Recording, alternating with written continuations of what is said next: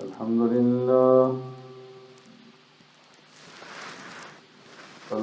لله نحمده ونستعينه ونستغفره ونؤمن به ونتوكل عليه ونعوذ بالله من شرور أنفسنا ومن سيئات أعمالنا من يهدي الله فلا مضل له ومن يضلله فلا هادي له ونشهد أن لا إله إلا الله وحده لا شريك له ونشهد أن سيدنا ونبينا ومولانا محمدا عبده ورسوله أرسله الله إلى كافة للناس بشيرا ونذيرا وداعيا إلى الله بإذنه وسراجا منيرا أما بعد فقد قال الله تبارك وتعالى في القرآن المجيد والفرقان الحميد فأعوذ بالله من الشيطان الرجيم بسم الله الرحمن الرحيم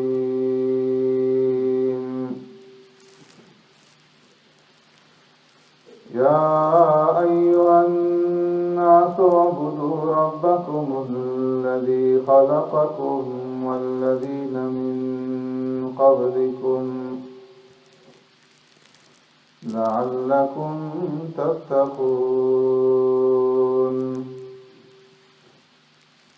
الذي جعل لكم الأرض فراشا والسماء بناء وأنزل من السماء ماء فأخرج به من الثمرات رزقا لكم فلا تجعلوا لله أندادا وأنتم تعلمون صدق الله مولانا العظيم يا رب صل وسلم دائما أبدا على حبيبك خير الخلق كلهم هو الحبيب الذي ترجى شفاعته لكل هول من الأهوال مقتحم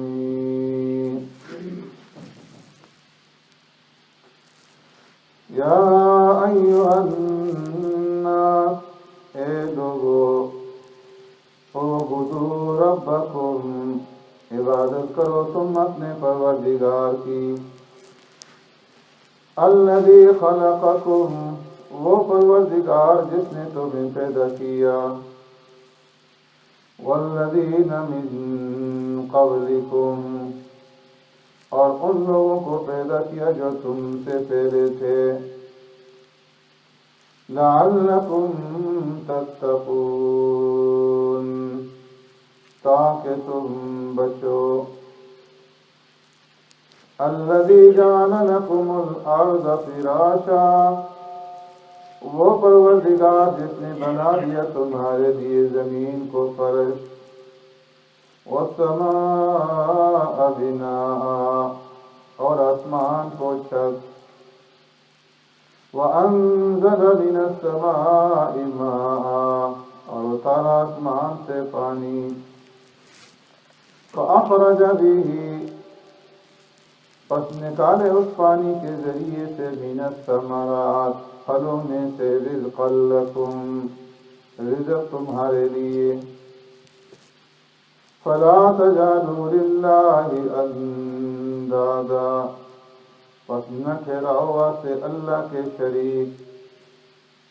وَأَنْتُمْ تَعْلَمُونَ، اور تم تو جانتے ہو۔ آمنت باللہ وبآیاتہ،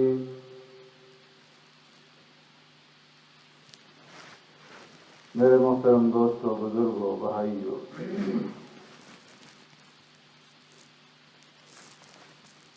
گزشتہ جمعہ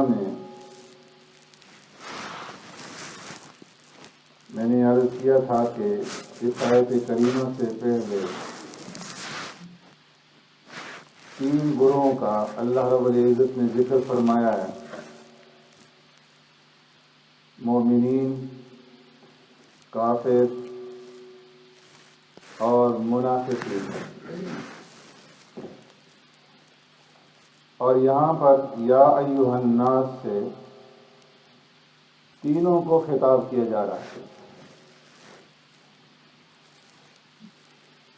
لیکن تینوں گروہوں کو جب خطاب کیا جائے گا تو ہر ایک گروہ کو خطاب کرنے کا جو معنی ہے اور جو مفہوم ہے وہ جدا جدا اور علیحدہ علیحدہ ہے۔ یا ایھا الناس سے جب خطاب کافروں کو کیا جائے گا تو اس کا معنی اور مطلب یہ ہے کہ تم کفر چھوڑ دو اور مخلوق پرستی ترک کر دو اور وحدانیت کو قبول کر لو، توحید کو قبول کر لو اور اسلام کے اندر داخل ہو جاؤ۔ اور یا ایھا الناس سے جب منافقین کو خطاب کیا جائے گا تو مراد یہ ہے کہ تم نفاق کو چھوڑ دو اور اپنے اندر اخلاص پیدا کر لو۔ اور یا ایھا الناس کے ذریعے سے جب عام مسلمانوں کو، گناہگار مسلمانوں کو خطاب کیا جائے گا تو مطلب یہ ہے کہ تم گناہوں کو اور معصیات کو ترک کر دو اور نیکی کو اختیار کرو، اور مؤمنین، متقین، پرہیزگاروں کو جب خطاب ہوگا تو اس کا معنی اور مطلب یہ ہے کہ ایمان والو تم اور زیادہ اعمال صالحہ کے اندر جدوجہد کرو، کوشش کرو اور نیک اعمال میں آگے بڑھنے اور ایک دوسرے سے سبقت لے جانے کی کوشش کرو۔ تو ہر ایک کو خطاب کرنے کے بعد اللہ فرماتے ہیں یا ایھا الناس اعبدوا، کہ تم عبادت کرو ربکم، اپنے پروردگار کی۔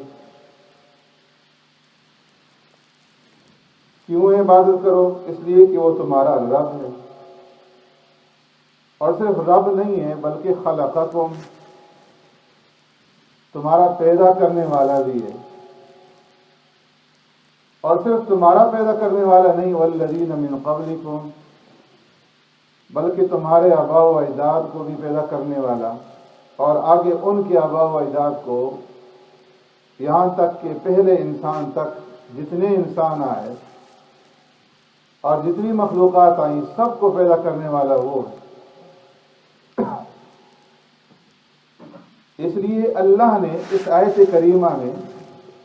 اپنی معرفت بتائی کہ اپنے رب کی معرفت اور رب کی پہچان حاصل کرو، اور اس کی معرفت اور پہچان حاصل کرنے کے بعد اس کی عبادت کرو۔ اس لیے پیارے پیغمبر صلی اللہ علیہ وسلم نے حضرت معاذ بن جبل رضی اللہ تعالیٰ عنہ کو جب یمن کا گورنر بنا کر کے بھیجا، نصیحتیں فرمائی، اور ان نصیحتوں میں یہ نصیحت بھی فرمائی کہ اے معاذ، تم اہل کتاب کے پاس جا رہے ہو، جب تم ان لوگوں کے پاس پہنچو تو سب سے پہلے تم انہیں اس بات کی دعوت دینا، شہادت اللہ الہ الا اللہ وان محمد الرسول اللہ، کہ وہ لوگ اس بات کی شہادت اور گواہی دیں کہ اللہ کے سوا کوئی عبادت کے لائق نہیں۔ اللہ کا تعارف، اللہ کا پہچان، اس کی وحدانیت، یہ پہلے لوگوں کو بتانا، وَأَنَّ مُحَمَّدَ الرَّسُولُ اللہ،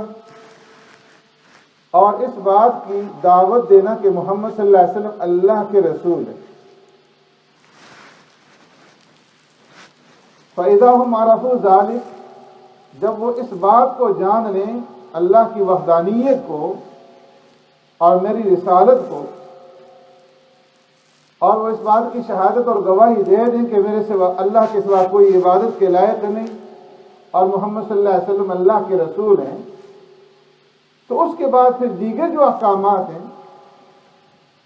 ان کی دعوت دینا، نماز کی، روزہ کی، زکوٰۃ کی، حج کی، دیگر احکامات جو ہیں وہ انہیں سکھلانا۔ تو سب سے پہلی بنیادی چیز ہے تعارف حاصل کرنا، اللہ کی معرفت اور اس کی پہچان کا حاصل کرنا۔ اس لیے اللہ رب العزت نے اہل کتاب کو، یہود کو اور نصارہ کو خطاب کرتے ہوئے فرمایا وَمَا قَدَرُ اللَّهَ حَقَّ قَدْرِهِ، کہ ان لوگوں نے اللہ کی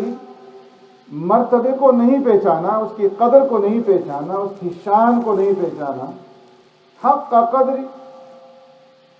جس طرح حق تھا اللہ کی شان، اس کی مرتبے اور اس کے مقام کو پہچاننے۔ یہ لوگ اگرچہ اہل کتاب ہیں، یہود و نصارہ، ان کے پاس کتاب ہے، اہل علم ہے، فلاسفر ہیں، لیکن اللہ کی صفات کے بارے میں یہ علم حاصل نہیں کر سکتے۔ اگر اللہ کی صفات کو یہ جان لیتے تو پھر یہود یہ نہ کہتے وقالت الیہود عزیر ابن اللہ، کہ عزیر اللہ کے بیٹے ہیں۔ اگر اللہ کا تعارف اور پہچان حاصل کر لیتے تو نصارہ یہ نہ کہتے وقالت النصارى المسیح ابن اللہ، کہ مسیح اللہ کے بیٹے۔ پھر سیدہ مریم کو یہ مادر خدا نہ کہتے، اور بندوں کو اللہ کے برابر لے جا کر کے نہ کھڑا کر۔ لیکن انہوں نے اللہ کو نہیں پہچانا، وما قدر اللہ حق قدری، جس طرح کہ اللہ کو پہچانے کا حق تھا۔ اس لیے انہوں نے اللہ کے ساتھ شریک ٹھہرانے شروع کر دیے، اور کسی کو بیٹا بنا دیا اور کسی کو شریک ٹھہرا دیا۔ اس لیے فرمایا کہ اللہ کا تعارف اور اللہ کی پہچان پہلے حاصل کرو۔ یا ایھا الناس اعبدوا ربکم، پیارے پیغمبر صلی اللہ علیہ وسلم نے اللہ کی تعارف اور پہچان کے اوپر متعدد احادیث میں ذکر فرمایا۔ ایک حدیث میں جو مسند احمد کی روایت ہے، پیارے پیغمبر صلی اللہ علیہ وسلم نے ارشاد فرمایا کہ اللہ رب العزت نے حضرت یحییٰ ابن زکریا علیہ السلام کو 5 باتوں کا حکم دیا، اور فرمایا کہ خود بھی تم ان باتوں کے اوپر عمل کرو اور بنی اسرائیل کو بھی اس کی دعوت دو تاکہ وہ بھی اس کے اوپر عمل کریں۔ قریب تھا کہ وہ اس میں غفلت برتے کہ حضرت عیسیٰ علیہ السلام نے ان سے کہا کہ اللہ نے جن 5 باتوں کا آپ کو حکم دیا ہے، یا تو آپ خود وہ باتیں بنی اسرائیل کو بتا دیں یا پھر میں بتا دوں۔ تو حضرت یحییٰ علیہ السلام نے کہا کہ نہیں، آپ ایسا نہ کریں، اس لیے کہ اگر آپ ایسا کریں گے تو اللہ کی طرف سے میرے اوپر عذاب آ جائے گا یا مجھے زمین میں دھنسا دیا جائے گا۔ پھر انہوں نے بنی اسرائیل کو مسجد اقصی کے اندر جمع کیا، اور جب مسجد بھر گئی خود اونچی جگہ پہ یعنی ممبر پہ تشریف لے گئے، اور اللہ کی حمد و ثنا بیان کرنے کے بعد فرمایا کہ اے لوگو، اللہ نے مجھے 5 باتوں کا حکم دیا ہے کہ میں خود بھی ان کے اوپر عمل کروں اور تم سے بھی ان کے اوپر عمل کرواؤں، اور ان میں سے پہلی بات یہ ہے کہ تم اللہ رب العزت کی عبادت کرو، اعبدوا اللہ حق کا عبادتی، جس طرح کہ اللہ کی عبادت کا حق۔ اور فرمایا کہ اس کی مثال ایسی ہے کہ جس طرح کوئی آدمی کوئی غلام خریدے اپنے خالص مال سے، سونے کے بدلے میں، چاندی کے بدلے میں، روپیہ پیسے کے بدلے میں، اور غلام خریدنے کے بعد اسے کام پہ لگا دے، اور وہ غلام دن بھر محنت کرے، مزدوری کرے، کام کرے، لیکن شام کے وقت جو اسے معاوضہ ملے، بدلہ ملے اس مزدوری کا، تو وہ بجائے اس کے کہ جو اس کا مالک ہے اس کو لا کر کے وہ معاوضہ دے، وہ مزدوری دے، وہ کسی اور کی گود میں اور کسی اور کے گھر میں لے جا کر کے ڈال دیتا۔ اس کا مالک کوئی اور ہے، اور جو وہ کمائی کر رہا ہے کسی اور کو دے رہا ہے، حالانکہ وہ اس کا مالک ہے اور اس کے کھانے پینے کی ضروریات کا وہ کفیل ہے، اس کے لباس کا، اس کے رہنے سہنے کا، ساری چیزوں کا وہ انتظام کرتا ہے، اور یہ غلام جو ہے دن بھر کمائی کرنے کے بعد شام کو کسی اور کو لے جا کر کے دے دیتا ہے۔ ایکم یرضی عن ھذہ، تم میں سے کون اس کو پسند کرے گا، کون اس غلام سے راضی ہوگا، کون یہ چاہے گا کہ اس کا غلام ایسا ہو کہ غلام تو اس کا ہو اور کمائی کرنے کے بعد وہ کمائی کسی اور کو لے جا کر کے دے دی۔ فرمایا یہی مثال جو ہے مشرک کی، کہ اللہ رب العزت اس کا خالق ہے، اللہ نے اس کو وجود دیا، اس کو زندگی عطا فرمائی، اس کی ضروریات کا انتظام کیا، کھانے کا، پینے کا، رہنے سہنے کا، اسے صحت اور تندرستی دی، اسے اولاد دی، اسے بیوی دی، اور اسے مال و دولت سے نوازا، ساری ضرورتیں اس کو عطا کی، اور پھر یہ مشرک اللہ کی عبادت کو چھوڑ کر کے کسی اور کی عبادت کرتا ہے، اور اللہ کے ساتھ کسی اور کو شریک ٹھہراتا ہے ذات اور صفات میں، کسی پتھر کے سامنے جا کر کے اپنی پیشانی ٹیکتا ہے، کسی درخت کے سامنے سر بسجود ہوتا ہے، یا سورج کے سامنے، یا آگ کے سامنے، یا کسی زندہ انسان کے سامنے، یا کسی قبر کے سامنے، کسی مردہ کے سامنے، اور اس کو مشکل کشا اور حاجت روا اور نفع نقصان کا مالک سمجھتا ہے۔ تو فرمایا کہ یہ اس غلام کی طرح سے کہ جس کا مالک کوئی اور، جس کی ضروریات کا کفیل کوئی اور وہ کمائی کسی اور کو دے رہا۔ تو اس لیے فرمایا کہ یا ایھا الناس اعبدوا ربکم، اے لوگو تم عبادت کرو اپنے رب کی، کہ جو تمہارا رب ہے،